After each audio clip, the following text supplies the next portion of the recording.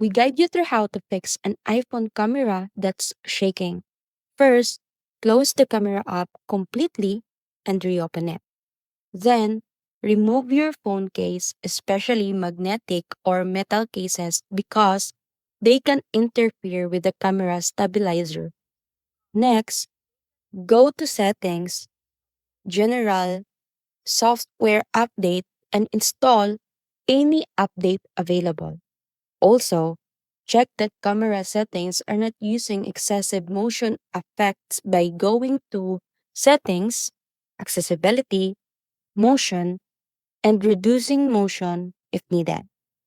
If the camera still shakes, try switching lenses by tapping 0.5x, 1x, or 2x to see if only one lens is affected.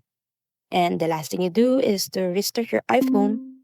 And if the shakes continues, it may be a hardware stabilizer issue that needs Apple service.